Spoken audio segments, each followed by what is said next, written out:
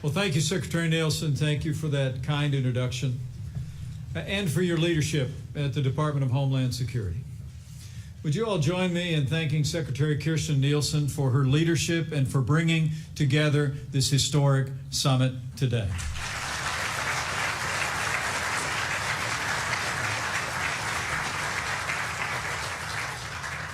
To the Secretary and to Secretary Perry, Director Wray, Director Alice, to all the public servants that are gathered here, and to all the leaders of industry and academia who've come from near and far. It is my honor to welcome you all at the close of the events today at the first ever National Cybersecurity Summit. Thank you all for being here today.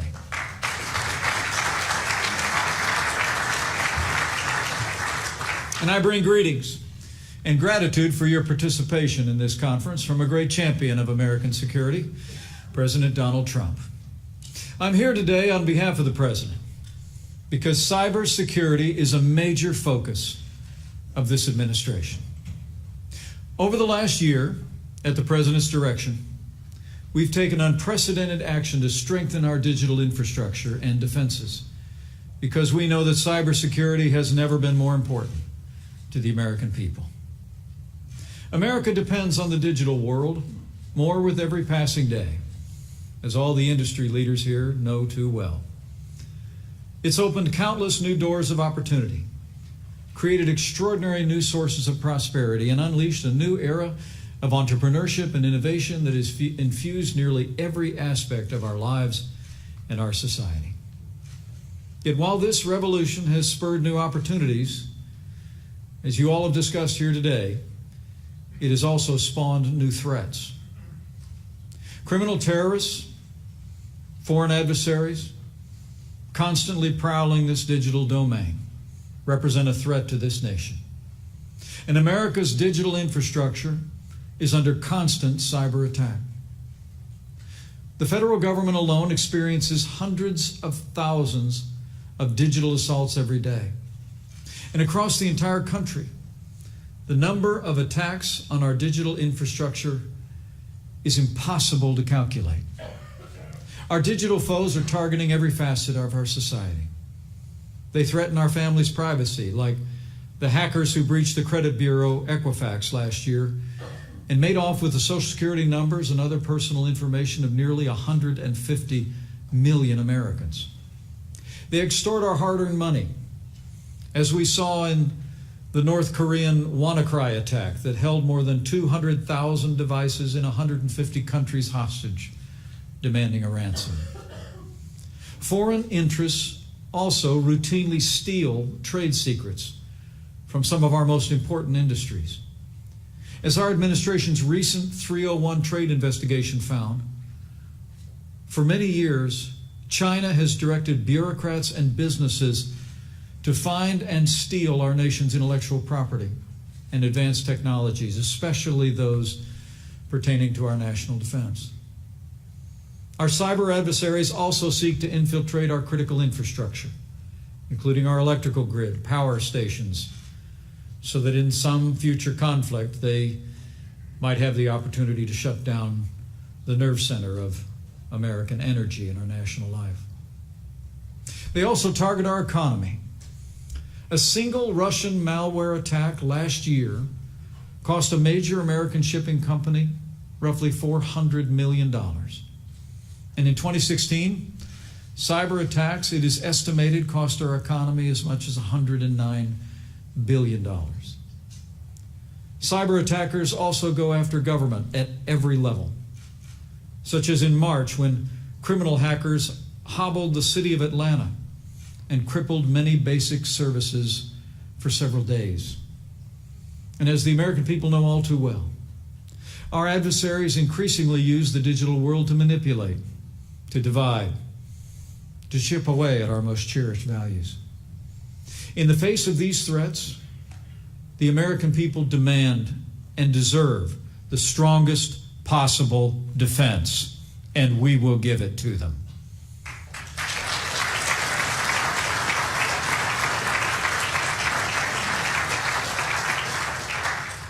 But sadly, previous administrations have let the American people down when it came to cyber defense.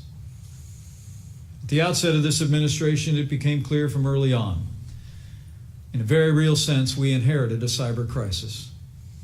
The last administration all but neglected cybersecurity, even though the digital threats were growing more numerous and more dangerous by the day. In 2014, a foreign government actually hacked into the White House network itself. And yet, in the face of constant attacks like that, the last administration too often chose silence and paralysis over strength and action. Well, make no mistake about it. Those days are over. At President Trump's direction, our administration has taken decisive action to fortify America's cybersecurity capabilities.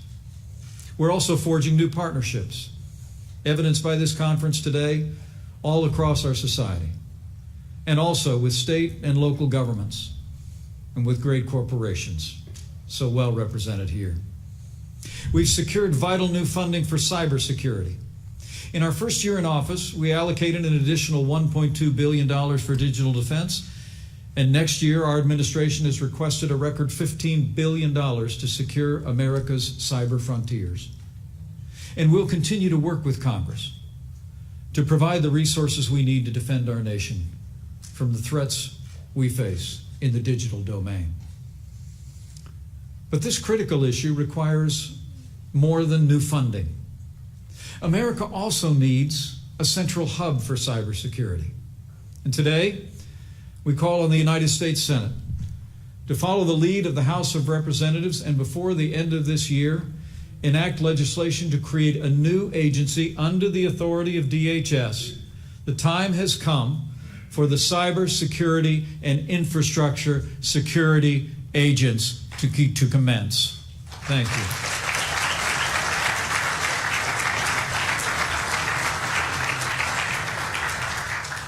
This agency will bring together the resources of our national government to focus on cybersecurity, and it's an idea whose time has come. In addition to funding and reforms, our administration is hardening federal networks as never before. We're taking renewed action to identify and eliminate weaknesses that our adversaries could exploit. For example, the federal government has long allowed Kaspersky Lab, a Russian antivirus software, to be installed on federal devices, even though it has a direct relationship with the Russian government and intelligence services. This threat existed for many years, but our administration ended the threat last year when we banned Kaspersky Lab software from the entire federal government.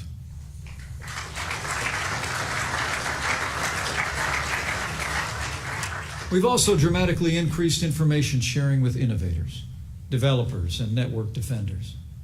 America's intelligence and law enforcement agencies have an unparalleled ability to discover weaknesses in digital products and software. But while the last administrations almost always held on to this administration in this White House, I'm proud to report that we've significantly improved how much we share with the private sector and the speed with which we share it. Today, nearly a third of the threat indicators we share with businesses aren't available from any other source, and we'll continue on that track. Finally, our administration is putting the finishing touches on our national cyber strategy. This strategy will make clear that the United States will bring every element of our national power to bear to protect the integrity and security of the American digital domain.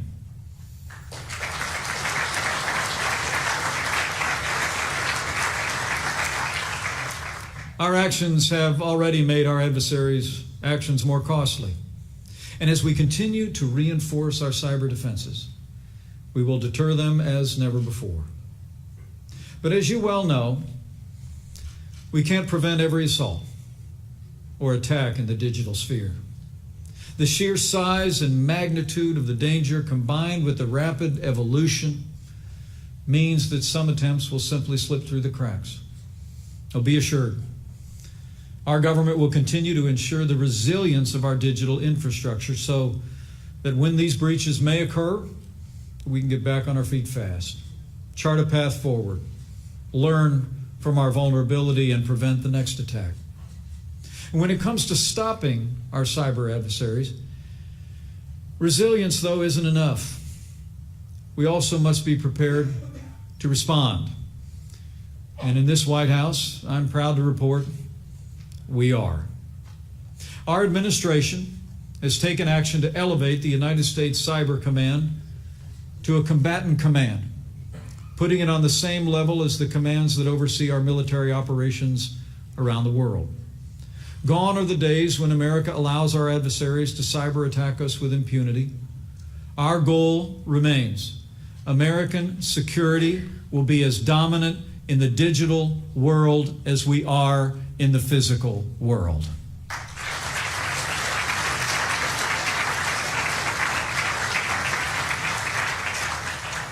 But for all that we've done, and for all that we're doing, there's still much more work ahead. And what brings us all here today is the recognition that we cannot do it alone. Strengthening American cybersecurity does not belong solely to our national government in Washington, D.C.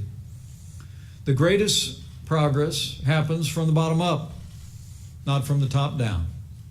And so beyond our government-wide approach, we need you. We need you to continue to partner with us for a nation-wide approach. For together, we can protect America's digital domain.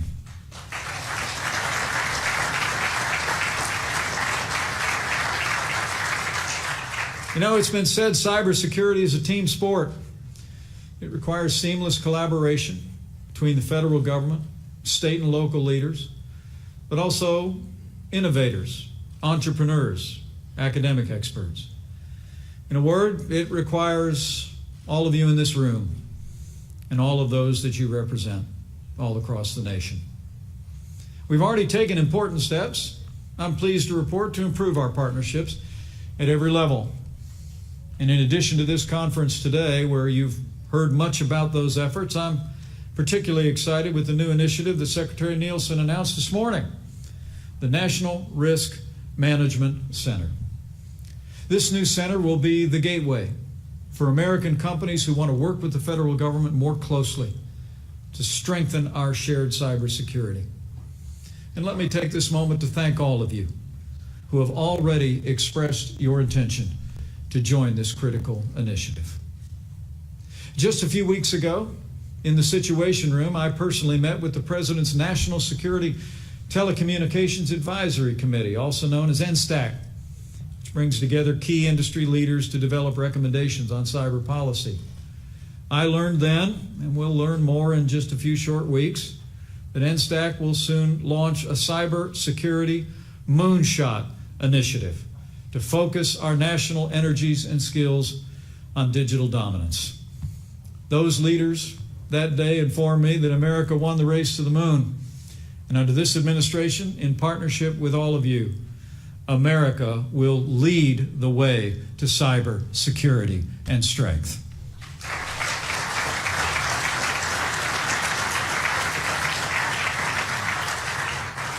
Now, the examples that I mentioned today are all essential to the security and prosperity of the American people.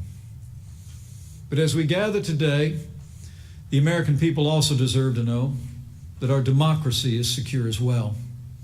So before I close, let me speak to our administration's unprecedented action to safeguard the integrity of our elections.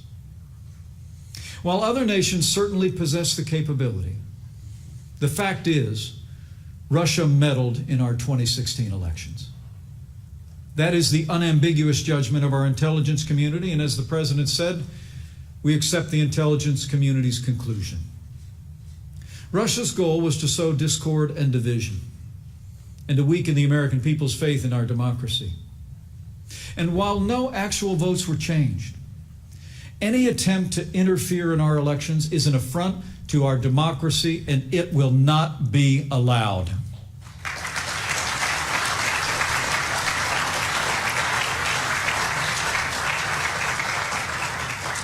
The United States of America will not tolerate any foreign interference in our elections from any nation state, not from Russia, China, Iran, North Korea, or anyone else. As President Trump said, we're not going to have it. To that end, over the past year, President Trump has directed our administration to create as well a whole of government approach to strengthen election security. As recently as last week, the President convened a National Security Council meeting for updates on the progress that we've made. As the President has said, we've taken a firm stance and we've backed it up with strong action. The FBI has formed the Foreign Influence Task Force to identify secret foreign attempts to infiltrate our society and undermine our democracy. The Department of Homeland Security has launched the Election Information Sharing Analysis Center. This project, which all 50 states and more than 900 counties have already joined, will help prevent attacks before they happen, identify them when they're underway, and stop them before they can do any lasting damage. Working with the Congress, we've also made $380 million available to states to help them ensure the security of their election systems, including upgrading voting machines and the most up-to-date and secure technology. We're deploying new sensors to monitor election networks and identify potential intrusions at the state and local level. 37 states have opted into this program, but before this November, we intend to expand a further 22 states and counties as they request. Our administration has also launched a national cyber situational awareness room that offers states a virtual connection between DHS and election offices on election day itself. In my home state of Indiana, as well as Ohio, North Carolina, and West Virginia, this system was used in the May 8th primary. And we're working hard to expand this project for other states so that it's ready before the midterm elections in November. We've also been working to help state and local governments rapidly respond to cyber attacks. Less than 2 weeks ago, Finney County, Kansas, reached out to DHS for help after a malware attack forced them to shut down not just their election network, but the entire county's network. Federal officials worked earnestly, hand in hand, with county officials to identify and ultimately eliminate this dangerous intrusion. This action was a model of the collaboration that we need to ensure the security of our elections, and we commend the state and local and federal officials that made it happen.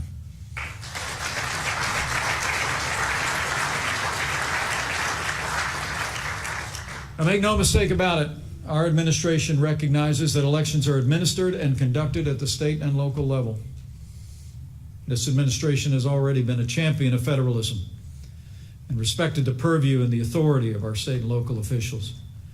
Yet it concerns us that many states still don't have concrete plans to upgrade their voting systems. 14 states are struggling to replace outdated voting machines that lack paper trails before the next presidential election. So today, not just as vice president, but as a former governor, I want to urge, with great respect, every state to take renewed action. Take advantage of the assistance offered by our administration. Do everything in your power to strengthen and protect your election systems. You owe your constituents that, and the American people expect nothing less.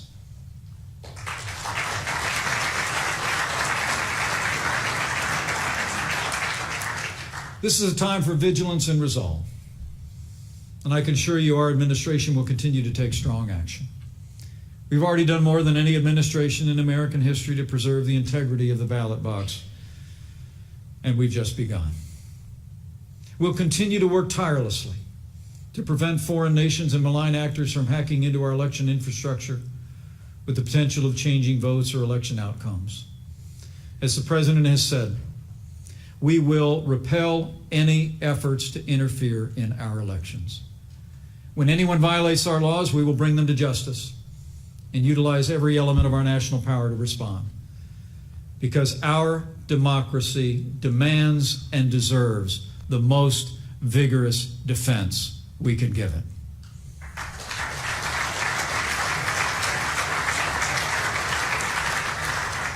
Now, I want to assure you we will do this in a manner that respects the God-given liberties enshrined in our Constitution, including the freedom of speech and the freedom of the press. We will never stifle voices in a free society, but we can expose malign and fraudulent voices when they seek to undermine confidence in our democracy, and this we will do. Our administration will always make efforts to shed light on foreign attempts to interfere or sow malign influence in our elections and our society. Our 16th President, Abraham Lincoln, probably said it best when he said, "Give the people the facts, and the republic will be saved." When the American people have the facts, they always uphold our most cherished institutions and values. And this is just as true today as it has ever been in our nation's long and storied history. So thank you again for being here, being a part of this important and historic gathering. You do the nation great credit by participating in today's discussion, and more importantly, by following through on the discussion with a greater partnership and collaboration in cybersecurity. The truth is, cybersecurity is unlike any challenge we've ever faced. It is a work that's never done. It is a process that is continuous, and so must our collaboration be. Technologies are shifting by the minute, from the Internet of Things to 5G to artificial intelligence to quantum computing, and each advance is accompanied not only by new opportunities, but new challenges. And just as the threats are evolving, our defenses too must evolve.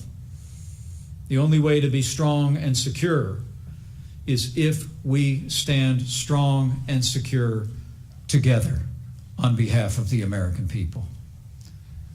Cybersecurity. Cybersecurity, then, is a shared responsibility. And I believe that cybersecurity is a civic duty. You've already distinguished yourselves as leaders and patriots in this cause, long before this conference today, by your efforts on behalf of the American people. The President and I need you to continue to be advocates in your industry and among your peers for greater cybersecurity collaboration. The American people deserve nothing less. Keep talking with your peers about how they need to enlist in this fight. Tell them that they have an obligation to identify the weaknesses in their own networks and platforms, because the weakest link creates the greatest vulnerability.